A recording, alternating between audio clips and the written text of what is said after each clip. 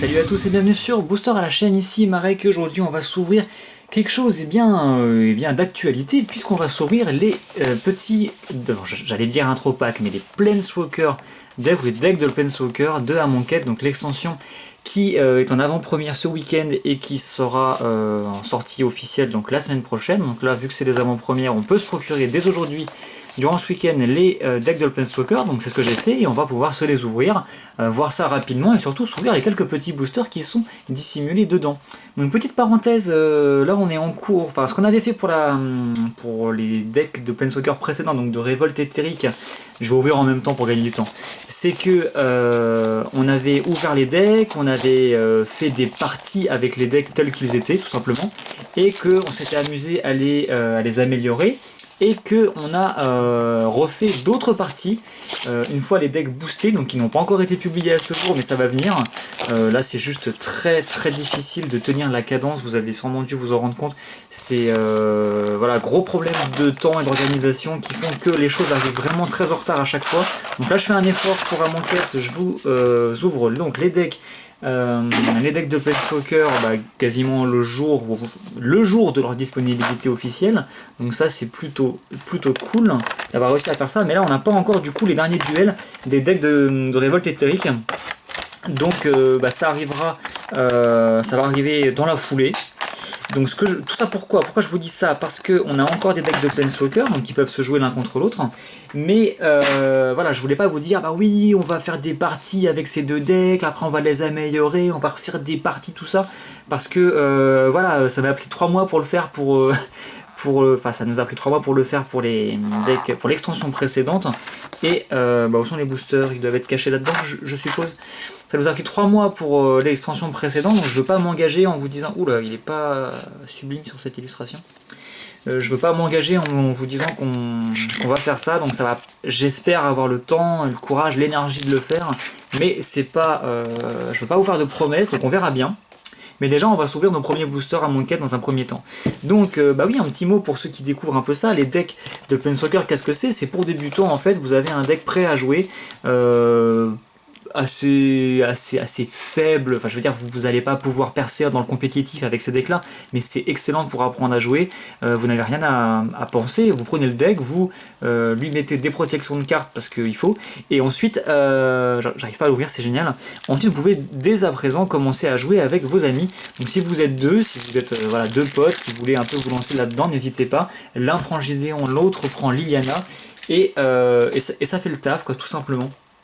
Donc voilà, en plus on vous offre donc un deck qui est préconstruit, c'est-à-dire que toutes les cartes c'est toujours les mêmes. Il a été construit exprès, d'ailleurs il y a des petits éléments de règles ici, mais surtout dans ce truc là qui vous montre la liste du deck. Donc si jamais vous le déconstruisez et que vous voulez le reconstruire après, vous avez la liste des cartes, il n'y a pas de souci. Ça vous explique vaguement comment on joue à Magic, ça vous explique c'est qui Gideon, blablabla, donc c'est le Planeswalker qui est là. Ça vous explique comment il faut jouer ce deck et qu'est-ce qu'il faut faire pour le renforcer. Et ça vous dit aussi la liste des cartes comme je le disais. Et de l'autre côté on a voilà, qui est Gideon, nanana. On vous dit que ça c'est top, que vous pouvez vous entraîner à jouer sur Magic Duels, qui est un très bon petit jeu qui est gratuit d'ailleurs sur Steam, très sympathique.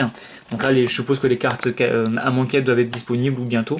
Vous pouvez aussi vous procurer un petit pack, un kit de construction, ils appellent ça un toolkit, que nous on va s'ouvrir prochainement. Donc ça c'est parfait pour les joueurs débutants, c'est pas mal, il y a des terrains de base, des choses un peu comme ça, donc c'est plutôt pas mal. Donc voilà pour ce premier deck de Gideon qui sera un deck blanc-rouge, donc on va s'ouvrir ça juste après, enfin, on va se détailler ça juste après. On notera la belle petite boîte encore une fois, même si l'illustration là est assez flippante. Je vais ouvrir Liliana, comme ça on aura tout ouvert et on pourra discuter un petit peu de tout ça. Et après on s'ouvrira nos tout premiers boosters à Amonkhet. Voilà, alors je vous disais que je suis allé me procurer ces boîtes en boutique, donc forcément aujourd'hui c'est les avant-premières, les premières avant-premières de Amonkhet. Donc moi je n'y participe pas ce samedi, j'y participerai demain, donc dimanche. Tout simplement parce que je vais participer en double avec Ice Cream. On va faire ça parce que c'est ce que je fais régulièrement, je trouve que c'est plus sympathique de faire ça en équipe. Donc on fera ça demain, et donc comme la dernière fois on essaiera de vous faire un petit débrief de ce qui s'est passé. Donc ouais, l'illustration là est bien plus flippante et bien plus sympathique que Gideon qui a juste l'air handicapé ici. c'est pas très sympa pour lui, mais c'est pas génial. Donc là, à nouveau, 2 boosters qu'on ouvrira juste derrière. Donc je vais quand même les mettre là et là, comme ça on saura quel booster, enfin quel deck de Planeswalker a donné quoi. Donc à nouveau ça, le petit deck. Donc je tiens à rappeler, donc là on aura du vert noir a priori. Je me suis pas spécialement renseigné sur les listes. De toute façon il n'y a rien de très fameux, je veux dire, il n'y a pas de grosses cartes très coûteuses en général dans ces decks là. Par contre ce que vous avez c'est des cartes exclusives de l'extension dans ces decks de Planeswalker. Donc on va enlever tous ces trucs là. Voilà, je pense qu'on a fait le tour. Typiquement, Monsieur Gideon, comme vous pouvez le voir, au niveau de sa numérotation, c'est la carte 270 sur 269. Ça veut tout simplement dire que ce sont les cartes exclusives qui sont en dehors du set. Vous ne pouvez pas trouver ce Gideon ou cette Liliana dans vos boosters, dans vos boîtes de boosters, puisque voilà, ces cartes sont exclusives à ces decks. Et c'est pas la seule, vous avez d'autres cartes, donc je vais essayer de vous en trouver une. Voilà, par exemple celle-ci, Influence de Liliana. Typiquement c'est une carte qui va faire des choses et qui va en plus vous permettre d'aller chercher dans votre bibliothèque ou je ne sais quoi une Liliana également. Voilà, donc c'est des cartes vraiment très synergiques avec ce deck. Voilà, par exemple la Momie en lambeaux, cette carte 278 sur 269, vous ne la trouverez que dans ce deck là, vous ne la trouverez pas dans les boosters. Voilà, donc toutes ces cartes malgré tout sont légales en tournoi, en standard, donc vous pouvez les jouer même si elles dépassent la numérotation, il n'y a aucun souci. Après c'est pas forcément des cartes ultra fortes, donc voilà, on va quand même regarder ça. Donc je vais m'attarder sur les 2 Planeswalkers, on va vite fait feuilleter les decks, parce que de toute façon les listes sont disponibles sur internet, donc n'hésitez pas à les consulter pour pour voir ce qu'il y a dedans. On va en parler, moi je les ai pas trop étudiés donc je vais pas trop en parler. On verra tout simplement, on fera au moins une partie je pense, donc on verra comment ça fonctionne, quelles sont les mécaniques de ces decks là quand on fera la partie. Là c'est pas forcément le but de cette vidéo là, donc on va juste s'attarder un peu sur les Planeswalkers. Donc Monsieur Gideon, qu'est-ce qu'il fait? Il coûte 5, donc c'est pas mal, les Planeswalkers de deck comme ça jusqu'à présent coûtaient plutôt 6 en général. Il arrive en jeu avec 5 marques en loyauté, ce qui est pas dégueu, c'est déjà plutôt fort. Il a un plus 2, donc plus 2 il va grossir assez vite. Vous dégagez toutes les créatures que vous contrôlez et elle gagne plus 1 jusqu'à la fin du tour. Donc dans un deck où vous avez beaucoup de petites bêtes ou des petits jetons, ça peut faire mal. 0, par contre les dégager je vois pas trop l'intérêt, à moins peut-être d'activer des capacités, puis une fois que c'est fait, de les dégager. Ou alors c'est par rapport peut-être à une nouvelle capacité, donc je connais pas le nom en français, mais en fait vous pouvez faire en sorte que la créature en attaquant, elle fasse en sorte qu'elle ne se dégage pas durant votre prochaine étape de dégagement, et si vous faites ça, elle a un bonus pendant l'attaque, donc son plus 2 permet de contrecarrer ce bonus en quelque part de... Disons que le malus que vous vous donnez pour accéder au bonus, eh ben, vous pouvez l'annuler avec ce plus 2 en dégageant artificiellement en quelque sorte vos créatures avec ce plus 2, donc c'est plutôt pas mal. 0,5, Gideon va devenir jusqu'à la fin du tour une créature 5-5, humain et soldat indestructible, qui a toujours un Planeswalker qui peut pas se prendre de blessure. Voilà, donc ça c'est classique, hein, quasiment tous les Gideon, voire même tous, ils ont une capacité similaire pour faire en sorte qu'ils deviennent une créature 5-5 indestructible jusqu'à la fin du tour. Et aller venir foutre des baffes. Et ils sont moins 10, si vous arrivez à monter jusqu'à 10 marqueurs de loyauté. Les créatures que vous contrôlez gagnent plus 2 jusqu'à la fin du tour. Vous engagez toutes les créatures que votre adversaire contrôle. Donc ok, disons que c'est pas un ultimate pété dans le sens où c'est pas vous le jouez et vous allez gagner, clairement pas. Et c'est pas fort en tant que tel, enfin je veux dire c'est pas fort par lui-même. Il faut que vous ayez quand même pas mal de petites baisses sur la table, et que l'adversaire ait des créatures ou pas, vous les engagez de toute manière, mais il faut que vous ayez quelques bêtes sur la table pour que ça marche bien. Et ce qui est décevant, c'est que le Gideon lui-même ne met pas des jetons sur la table pour pouvoir après appliquer de manière encore plus puissante l'ultimate, donc c'est un peu dommage. Malgré tout, je pense que bon, il est pas foufou. Franchement, il est pas fou quoi. Ensuite, Liliana, porteuse de mort. Ça déconne pas quoi. Donc elle coûte 7 par contre, elle est un poil plus chère, donc a priori elle est plus puissante. Elle arrive en jeu avec 5 marqueurs loyauté, donc pareil. Son plus 2, vous choisissez une créature et vous mettez un marqueur -1/-1 sur elle. Donc ça c'est pas mal parce qu'il y a de la mécanique dans le jeu qui fait que vous pouvez consommer des marqueurs -1/-1 posés sur vos propres créatures. Donc elle peut aller mettre des marqueurs -1/-1 sur vos créatures pour après les utiliser pour autre chose, ou bien aller tout simplement affaiblir des créatures adverses, voire les tuer. Donc ça peut être sympa, c'est assez pratique. Son -3, vous détruisez une créature ciblée qui a un marqueur -1/-1 sur elle. Donc voilà, typiquement vous faites le plus 2 pour mettre un marqueur -1/-1 sur une bête en face, puis le tour d'après vous faites son -3 pour la détruire puisqu'elle a un marqueur -1/-1. voilà, petite synergie assez classique. Et son moins 10, si vous montez jusqu'à 10, vous renvoyez sur le champ de bataille toutes les cartes de créatures de votre cimetière. Donc on rappellera quand même que la toute première Liliana, elle faisait ça, mais genre pour tous les cimetières, donc c'était un peu plus violent. Donc c'est... ouais, ça vaut pas 7, quoi, ça vaut pas les 7. Voilà, donc ça c'est tout pour les Planeswalkers. Donc au niveau des decks, on a, en termes de rares, on a visiblement 4 rares par paquet. Donc on aura pour le deck de Liliana, Adepte Canaliseuse. Donc un petit druide qui coûte que 2 et c'est une 3-4. Par contre, elle arrive en jeu, quand elle arrive en jeu, vous mettez 3 marqueurs -1/-1 sur des créatures que vous contrôlez. Enfin, sur une créature que vous contrôlez. Et vous pouvez l'engager, retirer un marqueur -1/-1 de lui-même pour ajouter un mana de la couleur que vous souhaitez à de votre choix. Donc en gros, vous la faites arriver en jeu, techniquement vous mettez des 3 marqueurs -1/-1 sur elle-même, donc elle devient 0-1, et à chaque tour elle va vous mettre du mana, et elle va devenir de plus en plus puissante, et une fois qu'elle a plus de mana, vous avez une 3-4. Donc le concept est intéressant, après ce que c'est fort, je ne saurais pas vous dire. Ensuite on a le caveau de l'oracle, donc ça c'est un artefact donc très égyptien, du coup très sphinx quoi. Donc ça coûte 4, vous payez 2, vous l'engagez, vous exilez la carte du dessus de votre bibliothèque jusqu'à la fin du tour et vous pouvez la jouer. Et après vous mettez un marqueur brique dessus, sur le caveau.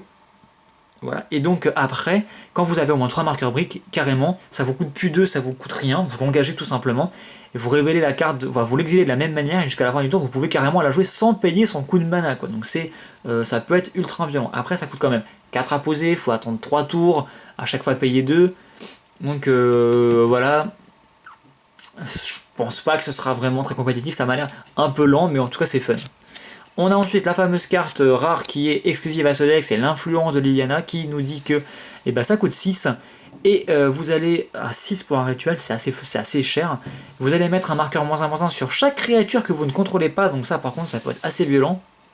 Et ensuite vous pouvez aller chercher dans votre bibliothèque ou votre cimetière si elle est morte la Liliana porteuse de mort que vous avez dans le deck, ce qui vous permet après de la mettre dans votre main, et blablabla. Donc c'est pas mal parce qu'après ça veut dire que quand Liliana va arriver, il y a déjà des marqueurs -1/-1 en face, donc elle peut directement faire son -3 éventuellement et casser un truc en face. Donc c'est à ça que ça sert je pense. Ça coûte 6, c'est un tuteur, voilà, donc c'est bien pour ce deck là, mais après est-ce que c'est fort à côté, je ne saurais pas vous dire. Et après on a voilà, quelques petites momies, des insectes, des trucs très... ça c'est une carte exclusive au deck. Des cartes très noires. Celle-ci aussi, le Naga desséché. L'adversaire ciblé perd 2 points de vie, vous en gagnez 2 et vous en gagnez 2. Mais vous le faites que si vous avez Liliana. Ça coûte 4 à jouer. C'est un peu cher pour ce que c'est. Voilà, bref, on verra bien quand on les testera pour voir si c'est fort. Moi je vais probablement jouer, je pense, Liliana parce que j'adore les crocodiles. Il y en a partout dans ce deck là. Et les araignées aussi et les insectes. Donc peut-être que je ferai ça. On nous donne encore une fois 4 fois un terrain bicolore adapté au deck qui pareil n'est pas dans les boosters, elle est que dans ce deck là. On a aussi ces nouvelles cartes terrain qui sont des déserts, là on nous en donne un, donc qui mettent du mana incolore et qui ont des effets en plus, voilà. Des marais, des forêts, puis quelques bricoles à l'arrière. Des petits machins, hop, on verra tout ça quand on testera, en tout cas des très jolies cartes. Là je ne détaille pas les cartes de l'extension, vous connaissez un peu le principe puisque on fera ça quand on s'ouvrira notre première boîte. Alors je sais pas si j'ouvrirai plusieurs boîtes de cette extension très sincèrement, dans la mesure où c'est pas forcément une extension que j'ai envie de compléter ni quoi que ce soit, et puis que j'essaye un peu de réduire on va dire les dépenses côté boîte de booster etc. Donc on verra, mais quoi qu'il en soit quand on ouvrira notre première boîte on s'amusera à détailler, j'allais dire plus en détail, mais à détailler toutes les cartes de l'extension qu'on ouvrira pour en discuter, voilà, mais là c'est pas le sujet aujourd'hui. Donc on a une faveur d'Azoret qui est une bonne petite carte, ça vous permet de donner la célérité et plus de +0 à une créature que vous contrôlez au début de chaque combat, mais par contre il faut la sacrifier après, donc je sais pas si c'est vraiment fort, c'est un peu bizarre comme carte, un peu paradoxal. On a aussi un adepte guidé par la gloire, donc en gros c'est une 3-1 pour 2. Et au moment où il attaque, voilà, vous pouvez le surmener, c'est ça le terme français. En gros, il va pas se dégager durant votre prochaine étape de dégagement, mais par contre, si vous faites ça, il va gagner +1, +3, donc il va devenir en gros une 4-4 avec le lien de vie jusqu'à la fin du tour. Donc ça peut être fun, il coûte que 2, ça peut être assez fort.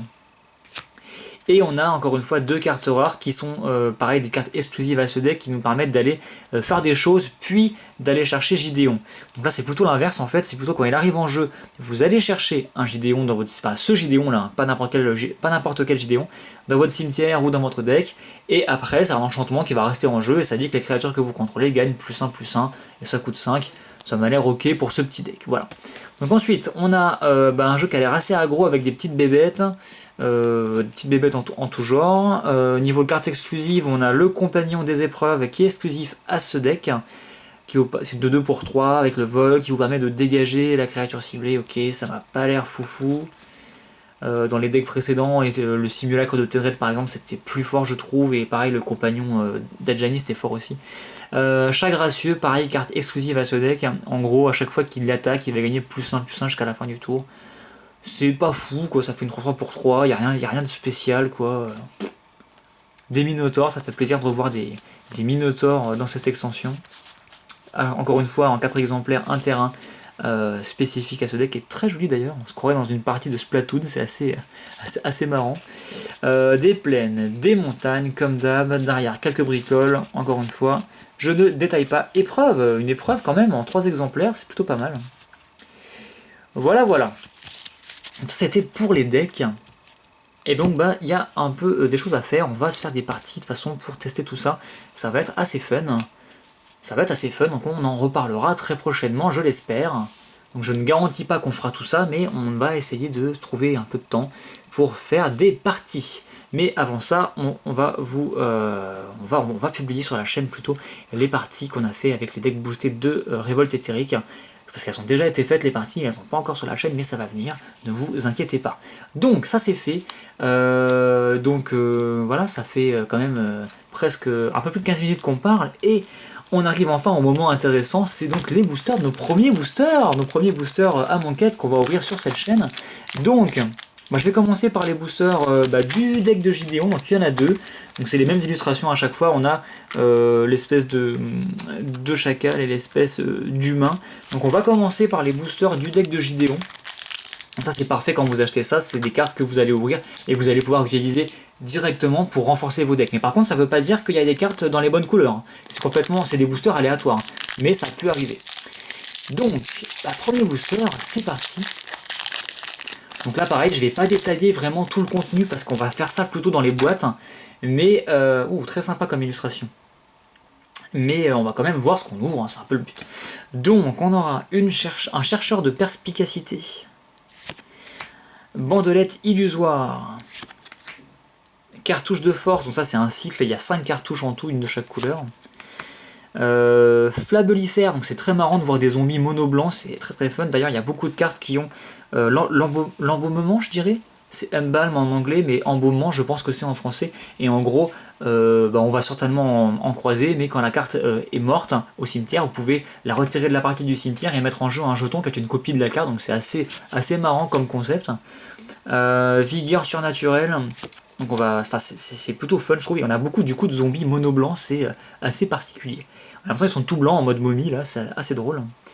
Marcheur de rafale, des rafales, faiblesse en mu, voilà, c'est plutôt pas mal. Bon petit carte de boost et qui vous retire un petit marqueur -1/-1 aussi. Un désert, ces fameux déserts, donc lui en gros quand il arrive sur le champ de bataille il va coller une blessure au joueur ciblé. C'est pas fou quoi, après c'est mieux qu'une lande quoi. C'est une lande améliorée quoi.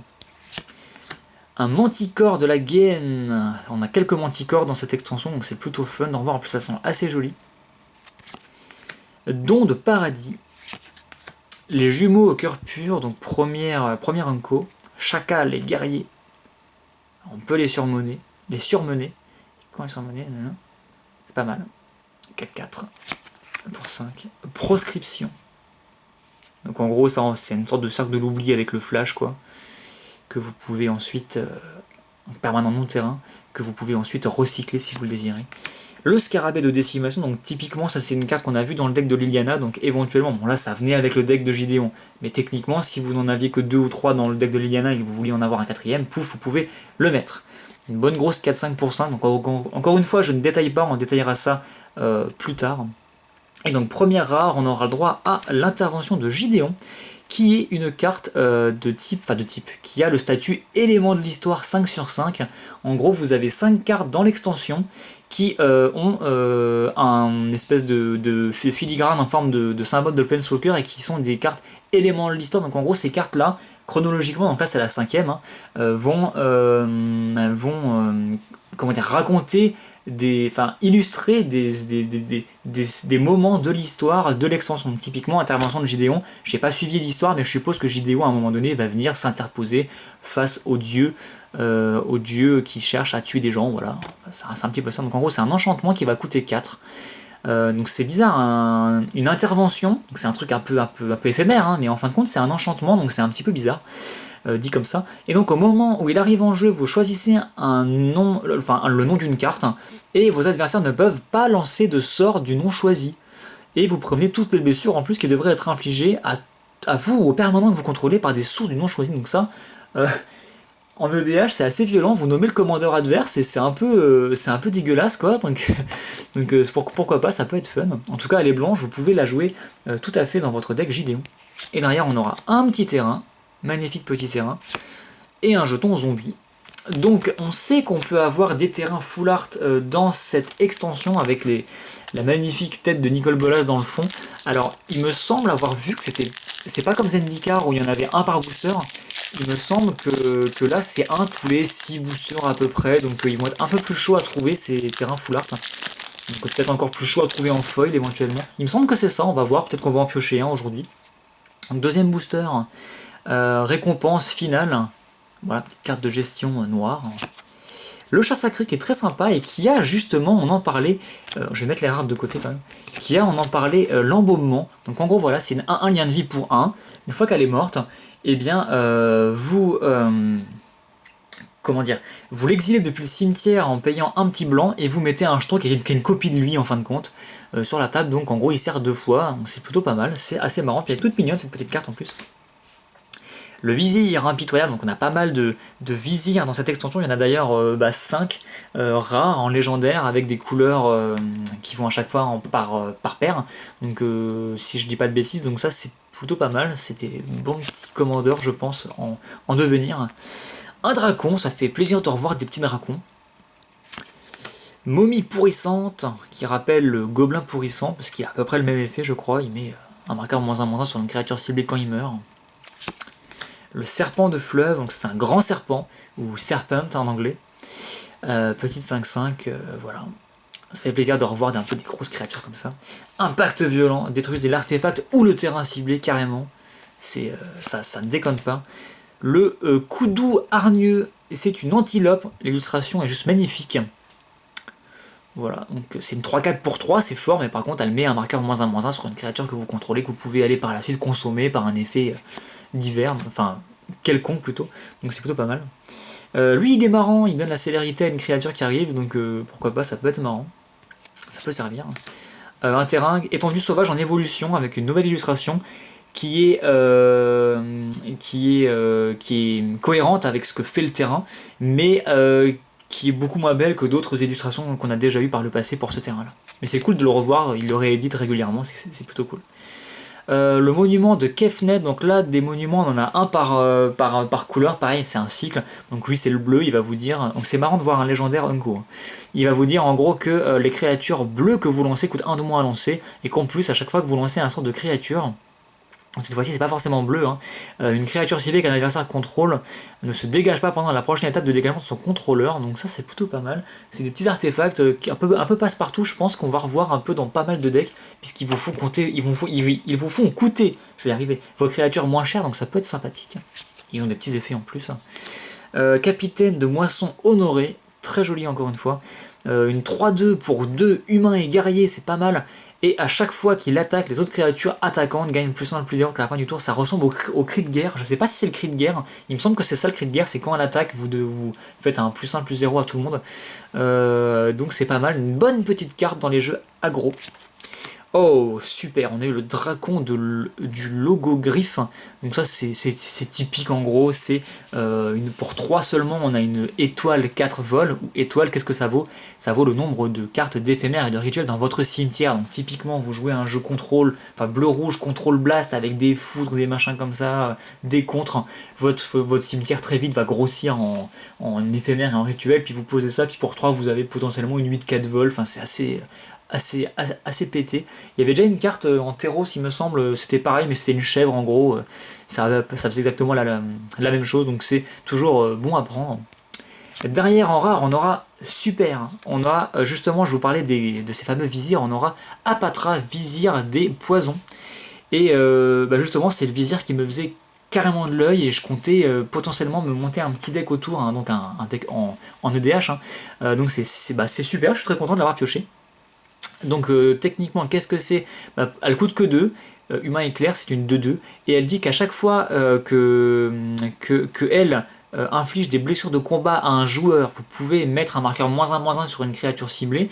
Donc ça, j'ai envie de dire, on s'en cogne. Par contre, à chaque fois que vous mettez au moins un marqueur -1/-1 sur une créature, que vous contrôlez ou non, hein, et ben vous pouvez mettre en jeu un petit jeton de créature 1/1 verte serpent avec le contact mortel. Et ça, c'est ultra violent.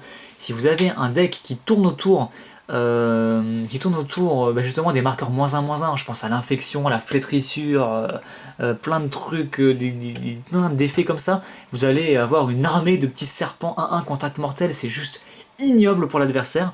Donc elle coûte que 2, donc je pense que je vais vraiment réfléchir et pourquoi pas me monter un petit deck autour. Elle me fait vraiment envie cette petite carte, donc c'est cool, voilà, ça me permet de vous en parler. Derrière, on aura le droit à un terrain pas full art, on aura le droit à un guerrier tout simplement. Donc je pensais qu'on aurait du coup le chat, je pensais que quand on a une carte avec l'embaumement, on a directement avec comment dire, le jeton qui va bien dans le booster, mais visiblement c'est pas le cas, donc c'est pas grave. De toute façon, vous pouvez utiliser n'importe quoi en guise de jeton pour illustrer votre jeton embaumé. Donc, Apatra qu'on a eu dans le deck de Gideon, en fin de compte, on aurait pu la mettre plutôt dans le deck de Liliana. Et par contre, intervention de Gideon, qu'on a bien pioché dans le deck de Gideon, c'est pour le deck de Gideon, tout simplement. Donc là, on a ouvert les 2 boosters, mais il nous en reste 2. Maintenant, on va s'ouvrir les 2 boosters de Liliana. Donc oui, désolé, hein, je prends mon temps, mais c'est tout simplement parce que je profite, hein, que c'est mes premiers boosters. Et voilà, donc j'espère que ça ne vous pose pas de problème. Donc là, on a, voilà, justement, une petite carte, une sorte de pseudo-carte, qui a sûrement un token de l'autre côté, voilà. Là, justement, c'est le fameux chat lien de vie. Ah non, ça n'a rien à voir, c'est pas le chat, c'est pas la copie de l'autre, hein. C'est simplement un chat, un lien de vie, qui est appelé, c'est pas un zombie, hein, mais qui est appelé par un autre effet. Et donc là, on vous résume derrière les 5 cartes que vous devez retrouver dans l'extension qui vous résument l'histoire. Donc voilà, intervention de Gideon, c'est la 5e. Donc ça, c'est chronologique.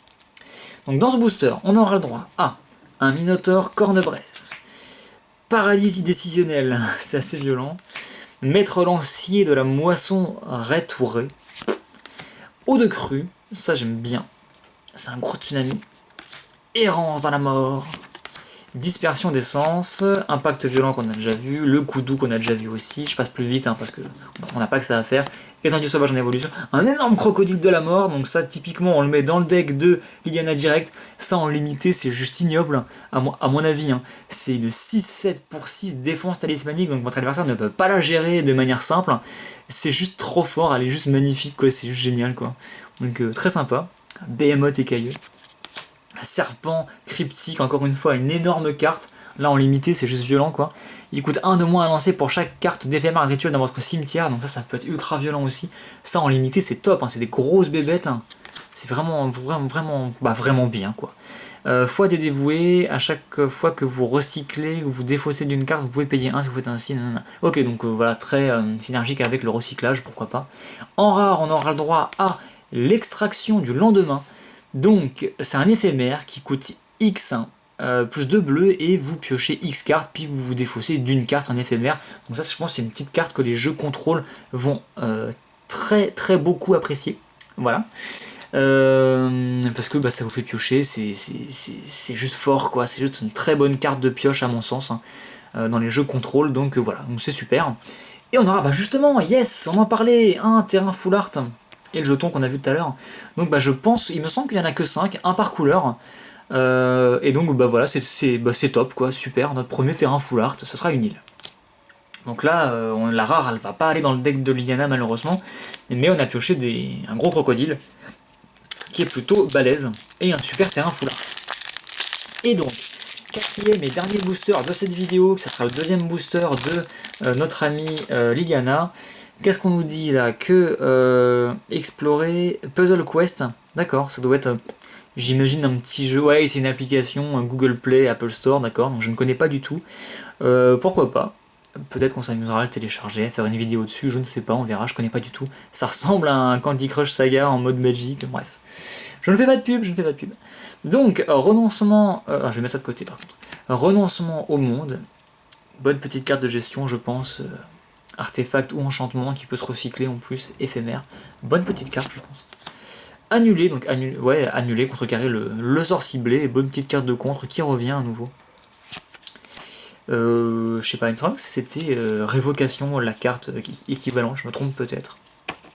Peut-être que c'est une nouvelle carte, je n'en sais rien, il me semble que c'est une réédition. Adepte Avemain, ça c'est top.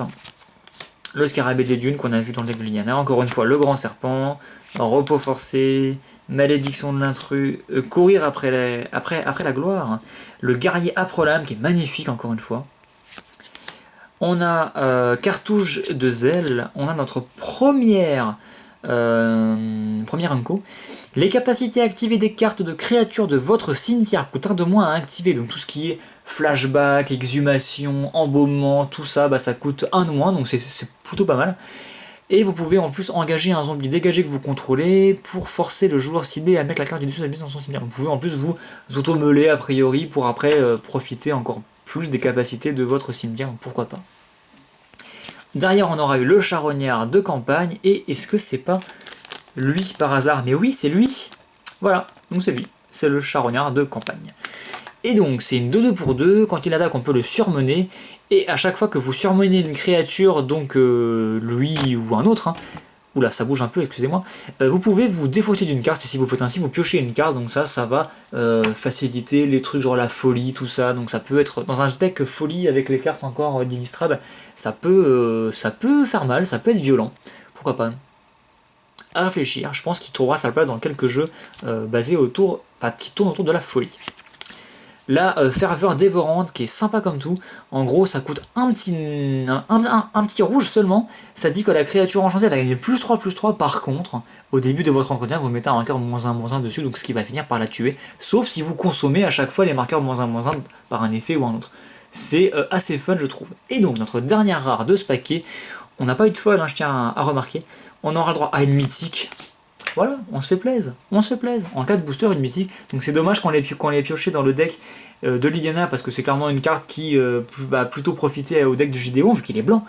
Et donc qu'est-ce que c'est? C'est Oketra la Loyale, c'est l'un des 5 dieux de l'extension, donc des dieux il y en a 5, un par couleur naturellement. Et voilà, et donc on a pioché le blanc, donc c'est parfait. Donc, même si c'est pas le meilleur, à mon sens les meilleurs c'est le vert et le noir, mais bon, peu importe. Donc c'est un dieu qui coûte 4, c'est une 3/6 double initiative indestructible, ça déconne pas. Par contre, il ne peut ni attaquer ni bloquer, à moins que vous ne contrôliez au moins 3 autres créatures. Donc ça va être une bonne petite carte en haut de curve, c'est-à-dire qu'elle coûte 4, donc en gros vous allez tour 1 poser une petite bête, tour 2 une autre petite bête, tour 3 une autre petite bête, et tour 4 vous la posez elle, boum, là vous avez vos 3 créatures et c'est bon, elle peut commencer à foutre des baffes, hein. Et en plus après elle vous met pour 4 sans nécessité, oula je fais n'importe quoi, sans nécessité de l'engager ni quoi que ce soit, en payant seulement 4, enfin seulement 4, vous mettez un petit jeton de guerrier avec la vigilance, donc pourquoi pas. Écoutez, ça fait plaisir de piocher une petite mystique, donc c'est cool. Donc un petit dieu bien sympa, je pense pas que la capacité activée soit très utile, par contre c'est, je pense en elle-même, une bonne petite bébête. On aura le droit à un deuxième terrain full art, ça déconne pas. Je vous ai dit 1 tous les 6 boosters, c'est ce que j'avais cru lire quelque part, je me trompe peut-être, c'est peut-être tous les 2 boosters, je n'en sais rien. Quoi qu'il en soit, on a un deuxième terrain full art et c'est cool, et ce sera une plaine, et derrière on a un jeton zombie. Voilà, bon écoutez, c'est tout pour cette vidéo, donc quand même on s'est procuré nos 2 petits decks, c'est cool, et au niveau des boosters je pense qu'on n'a pas à être déçu du tout. On a pioché une mythique qui est le dieu blanc, on a pioché extraction du lendemain qui à mon sens est une très bonne petite carte, Le vizir noir-vert, donc Golgari que je voulais piocher, donc c'est cool. Et l'intervention de Gideon qui est ok sans plus, quoi, voilà. Enfin, qui peut être débile, quoi. Un petit dragon, non, franchement, on a pioché des bonnes petites choses. Je pense que c'est pas mal. Ça fait une bonne introduction à l'extension. J'espère que vous avez apprécié la vidéo tout simplement, n'hésitez pas comme d'hab à partager, etc. Juste 2 mots à propos de ça, c'est vrai qu'en ce moment il y a moins de vidéos qui seront publiées parce que, comme je vous le disais en début de vidéo, donc c'est un peu plus compliqué en ce moment, notamment j'essaye de trouver de nouveaux concepts, c'est-à-dire on va essayer de retravailler un peu la chose, donc il y a la FAQ qui arrive bientôt, pareil, qui a été tournée il y a déjà peut-être 2 semaines, donc il y a peut-être des trucs qui sont plus d'actualité, mais c'est pas grave, elle arrive là très bientôt, où j'explique un peu différentes choses. On va essayer de se renouveler un peu, de faire les choses un peu différemment, quitte à faire moins de vidéos, pas une vidéo par jour, on va voir. Donc c'est en cours de réflexion, donc ne vous inquiétez pas s'il y a un peu moins de vidéos ces derniers temps, et les semaines qui vont venir, c'est normal. On se pose des questions, on réfléchit, on fait des choses un peu différemment, on prend notre temps. Ne vous inquiétez pas, en tout cas, merci à vous tous encore une fois de nous suivre. J'en profite, je devrais le dire à chaque vidéo, hein, mais merci à vous tous de nous suivre, ça fait super plaisir. Et n'hésitez pas à commenter, à critiquer, à suggérer des choses. Et écoutez, on se retrouve très bientôt sur Booster à la chaîne pour de nouvelles vidéos. A plus.